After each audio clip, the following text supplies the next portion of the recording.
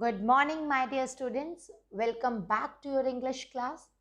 And today we are going to read chapter number 5 of Moments. The title of the chapter is The Happy Prince, and it is written by Oscar Wilde. This story is about a prince. When the prince was alive, he was very happy. After his death, a big statue of his was erected on a pedestal.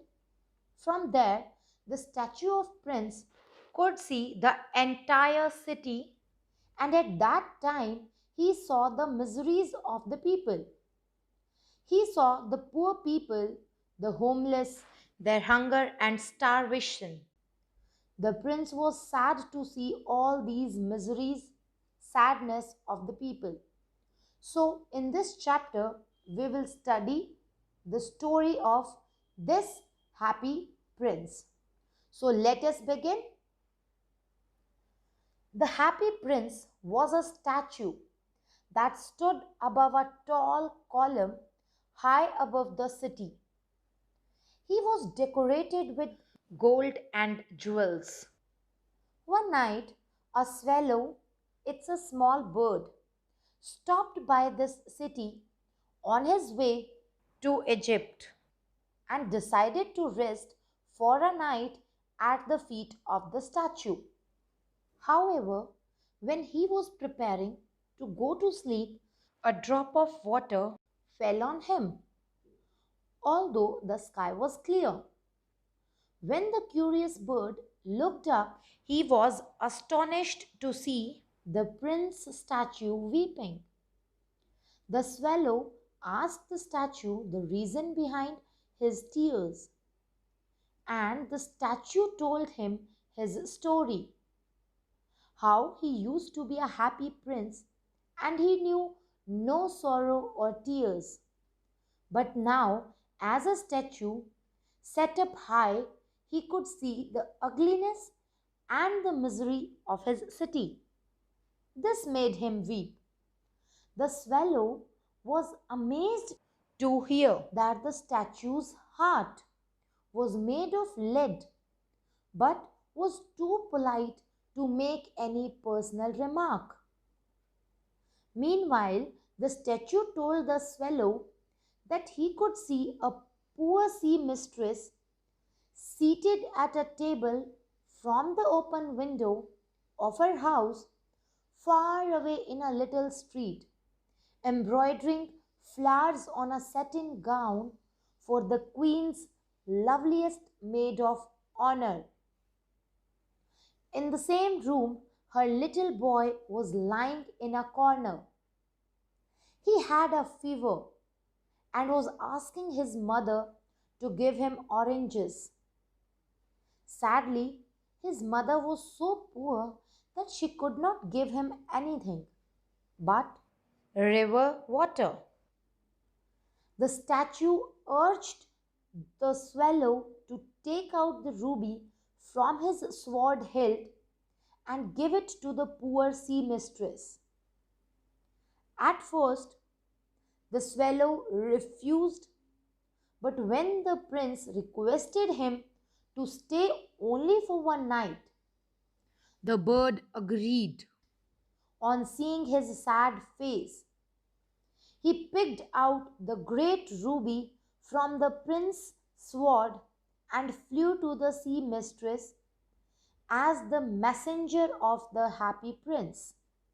On the way, he overheard a beautiful girl complaining to her lover about the delay by the sea mistress in completing her ball dance dress. Finally, he reached the poor woman's house and laid the great ruby on the table beside the woman's thimble and flew around the bed, fanning the boy's forehead with his wings.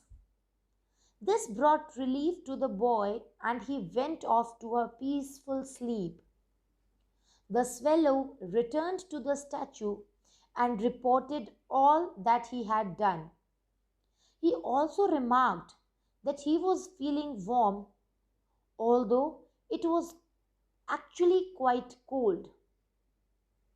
The prince told him that it was so because he had done a good deed.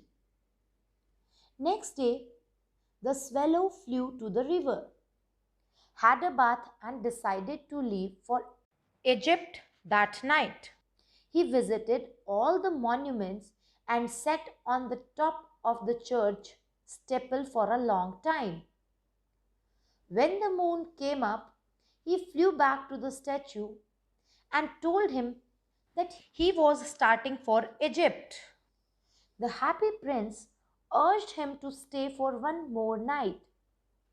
He wanted to help a young playwright who was trying to finish a play for the director of the theatre.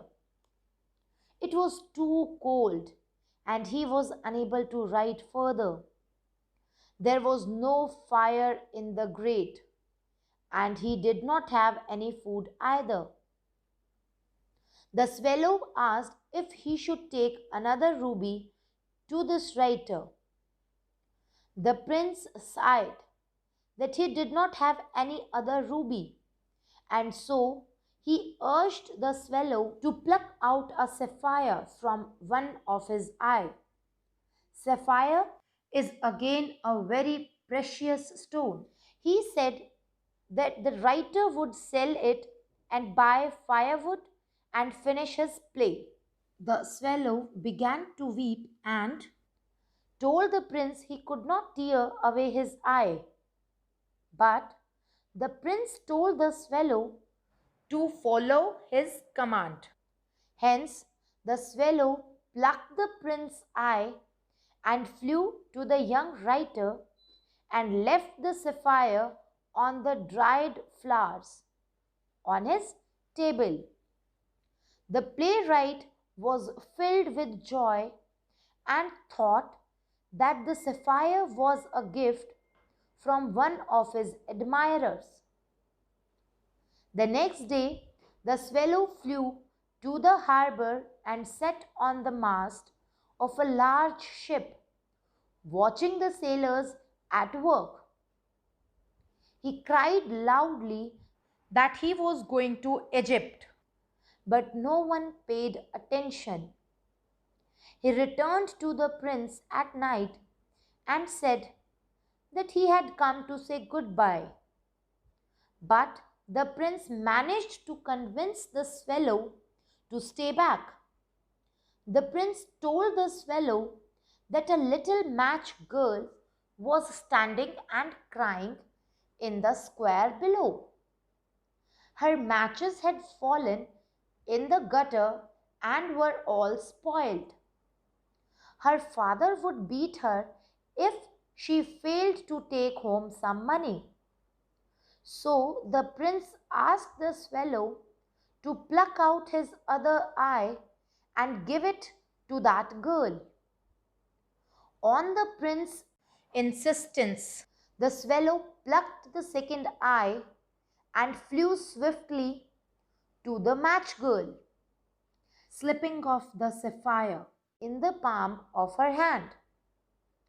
The little girl exclaimed with joy on seeing the jewel and ran home laughing. The swallow returned and told the blind prince that now he would never leave him. The next day, the swallow sat on the prince's shoulder all day and told him of what he had seen in other strange places.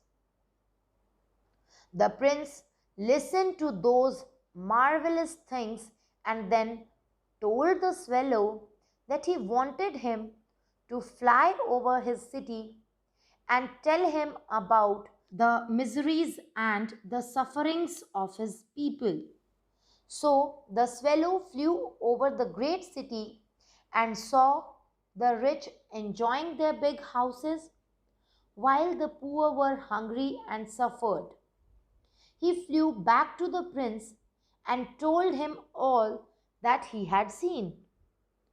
The prince suggested that the swallow should pluck the fine gold with which his statue had been covered, and distribute it among the poor and hungry.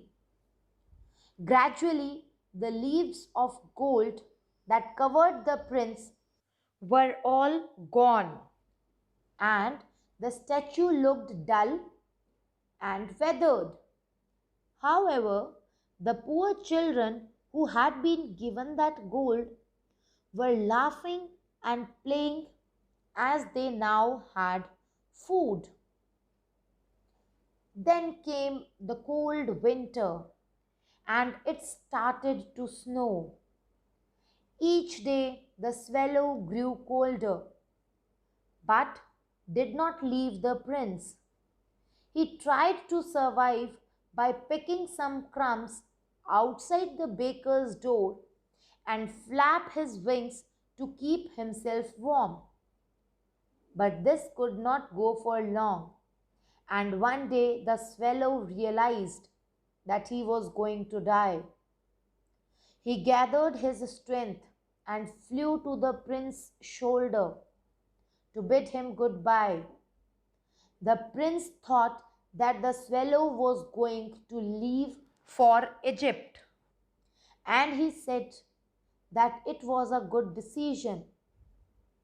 But the swallow told him that he was going to die, and saying so, he kissed the happy prince on the lips and fell down to death at his feet.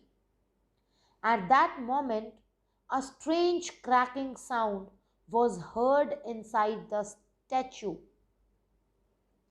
The lead heart of the statue had broken. The next morning, the mayor of the city passed the statue while walking with the other town councillors. He noticed that the gold, ruby, and sapphires were gone from the statue. He was even more shocked to find a dead bird at its feet. The statue looked shabby and useless. So the mayor ordered to remove and melt it down.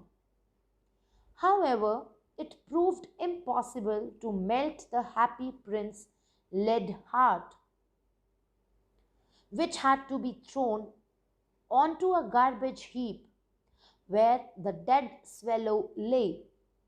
One day, God sent one of his angels to the city and asked him to bring two most precious things from there.